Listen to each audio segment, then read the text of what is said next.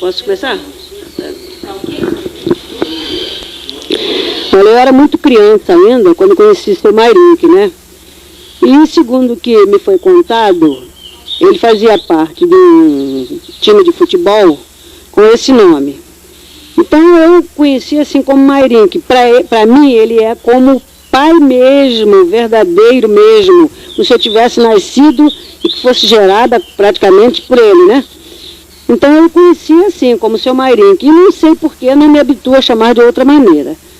Sabe, eu mesma não sei explicar porquê, tenho muito respeito por ele como pai.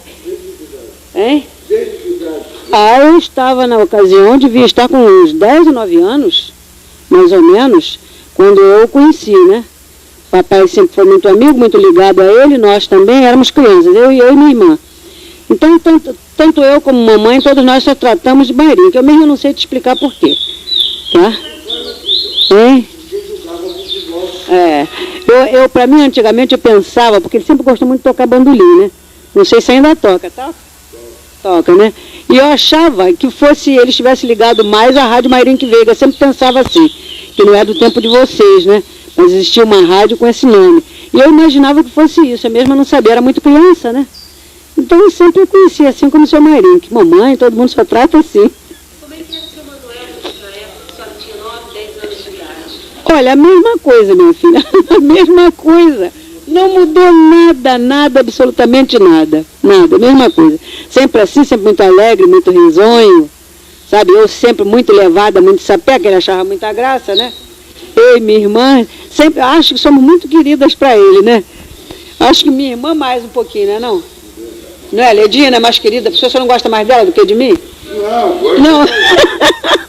Eu fico com ciúmes. Então. Um fato curioso para contar do seu Manuel? Tem alguma coisa que marcou essa convivência? Olha, minha filha, eu tenho um fato que eu não me esqueço de maneira nenhuma. Eu arranjei uma gravidez quando era muito nova, sabe? Estava com 16 anos, mais ou menos, né? 15 para 16 anos. E esta gravidez, papai era muito bravo, era subdelegado. E nós fomos criadas assim, com aquele rigor, aquele carrancismo de antigamente, sabe? Muito presas às raízes, mamãe era muito presa às raízes, tradições. E nunca tinha acontecido fato igual na família. E então, mamãe dizia, se filha minha, papai também fizer uma coisa dessas, eu ponho na rua, eu mato, eu jogo todo mundo na rua. E eu tive medo, minha filha. Escondi essa gravidez. Como inexplicavelmente durante 9 meses. E ninguém descobriu em casa. E eu tive esta filha, que hoje também é professora, ela já veio até aqui. Tive esta filha sozinha, sem ninguém. Só que eu, na hora da minha aflição para ter a criança, eu fiquei como se estivesse desacordada. E escutava comentários falatórios na minha cabeceira. Sabe? Alguém estava ali fazendo meu parto. Eu tive sozinha a menina. Você sabe que quando a criança nasceu, mamãe escutou chorar dentro de casa, mamãe e papai. Uma criança correram para a porta, como se, pensando que fosse uma criança que tivessem posto na porta de casa, né? Não, tinha sido eu que tinha dado a luz, sozinha. Como, não sei. Só sei te dizer que eu, para sentir um pouquinho de alívio, eu sofri o dia inteirinho a dor do parto. Hoje eu sei o que é, né? Naquela época eu não sabia. Mamãe escondia. Mamãe era daquele tipo de mães, até hoje ainda é assim, que se ela estivesse conversando com uma visita, que nós chegássemos perto, ela só olhava assim. Nós já entendíamos que tínhamos que sair dali. Não podíamos ouvir, participar. Então, eu com aquele medo, eu escondi tudo isso, sofri uma madrugada e um dia inteiro, só fui ter a garota na outra madrugada, né?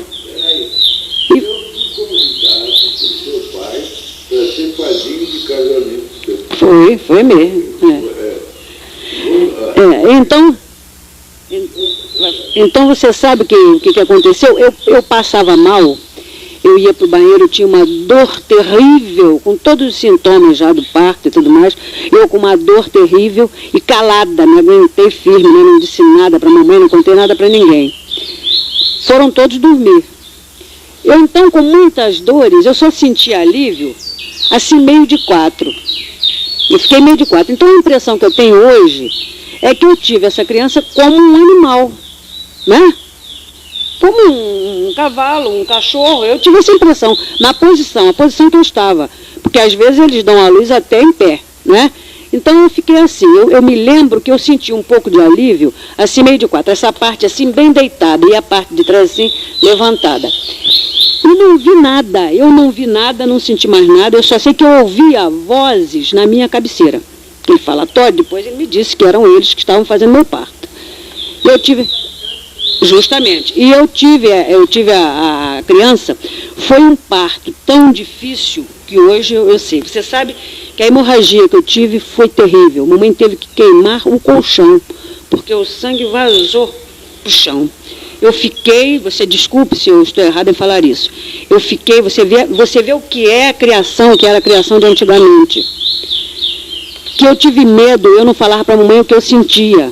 Então eu fiquei completamente destruída com aquele parto, naquelas condições. Eu tendo aquela criança, você sabe com quantos quilos a criança nasceu? 5 quilos. Como eu escondi essa gravidez? Então ele sempre me falava, não sei se ele se lembra disso, ele sempre me falava o seguinte, que papai era muito zangado, muito aborrecido, então eles prenderam, foram eles mesmos que seguraram. Compreendeu? Como que eu escondi essa gravidez com essa criança com 5 quilos, né, Samarinha? Que era linda, linda, linda. Branquinha, que só vem chegar até uma veiazinha azulzinha aqui, né? Como que eu escondi essa gravidez? Então isso me marcou muito.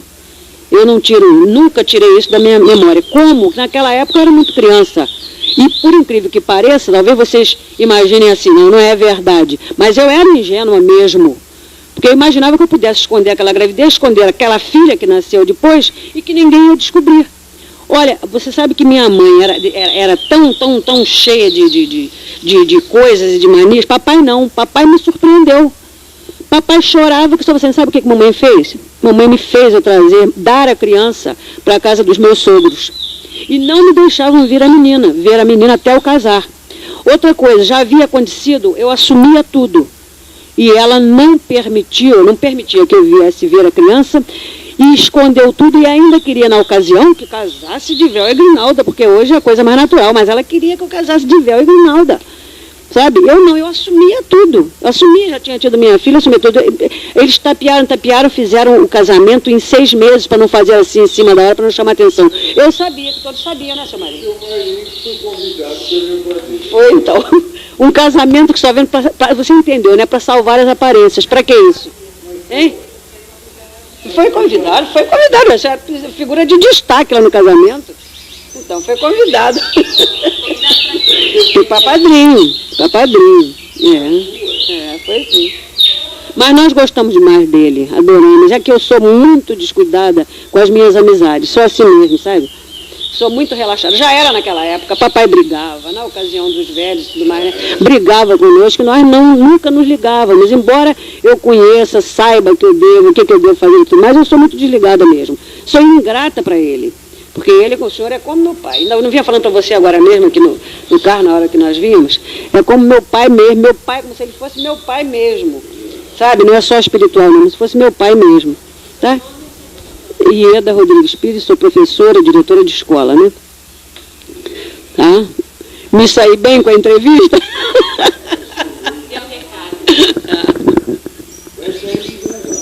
Meu Deus do céu, seu marido. Olha, aí eu estou muito acanhada para falar, seu marido. Ficou ótimo. Pois é, mas esse detalhe eu não esqueço, minha filha. Que coisa inesquecível, né? Filha de um amigo meu. Rapaz, minha bolsa tem que ir. Esse meu amigo era delegado na região. Quase seu irmão, né? Quase que eu gostava. Eu não tenho instrutor não, sou eu mesma que faço lá com a professora. Então eu vou, ainda vou dar um final. Olha, eu vou até traz o recado para mim, traz a gente, porque eles me mandaram um ofício convocando, mas não disseram ainda, não mandaram a programação ainda.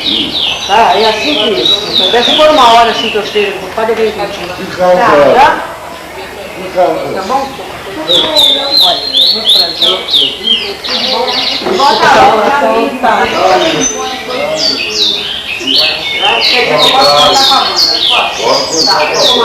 Mas eu quero vocês lendo o livro. Você pode me explicar, Você lê, Rogério? Eu leio mesmo. Não, o Ricardo não quer vir aqui. Eu vou lá. Nós queremos descer de classe, nós queremos lá. Bom dia para todos. De cachorro,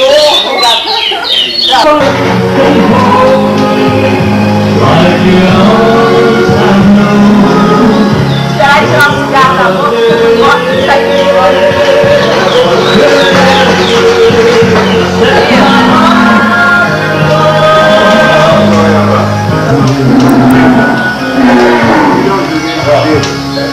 Fazer tudo.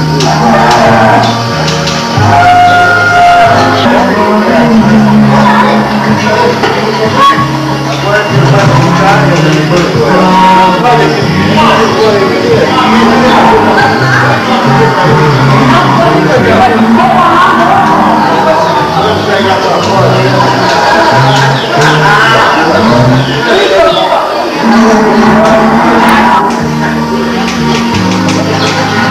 Nacional brasileiros no Paraguai.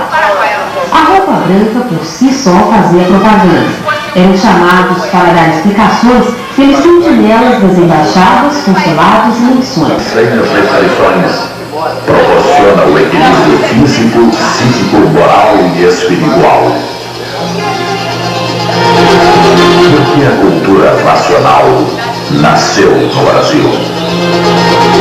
O Brasil é um país privilegiado pela natureza, em riquezas minerais, em extensão demográfica e em condições climáticas, o que lhe favorece recursos de abrigar povos de todas as raças.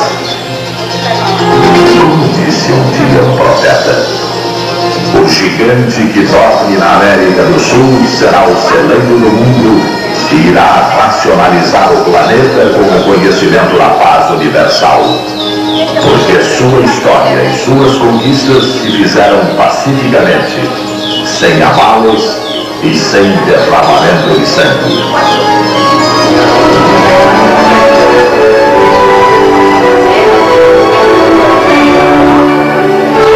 O Retiro Nacional é a residência do autor da obra, Sr. Manuel Jacinto Coelho, onde atualmente chega a fazer até 3 livros por semana.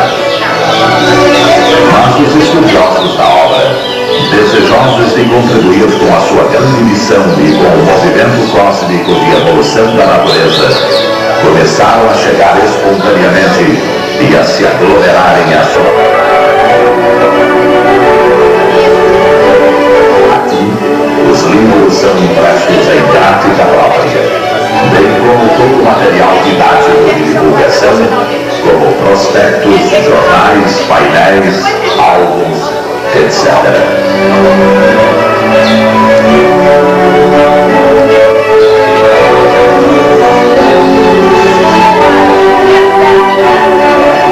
Esta científico.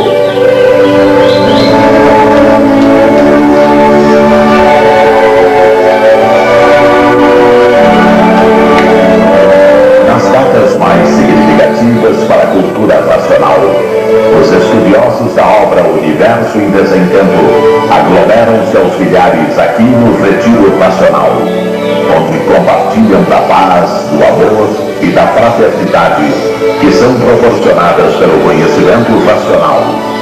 Para expressarem sua gratidão ao Mestre, prestam-lhe diferentes homenagens.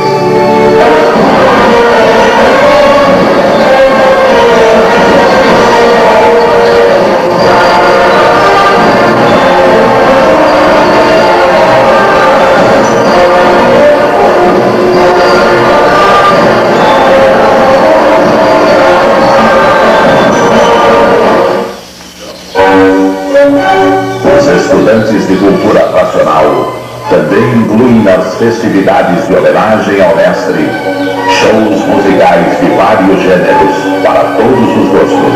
Todo mundo de livro na mão, todo mundo na livro. E em todos os estados brasileiros e em vários países do mundo, os estudantes de cultura racional movimentam-se de todas as formas para divulgarem o conhecimento racional. É a responsabilidade de quem se conhece, de quem sabe do que a humanidade precisa para a solução de seus problemas.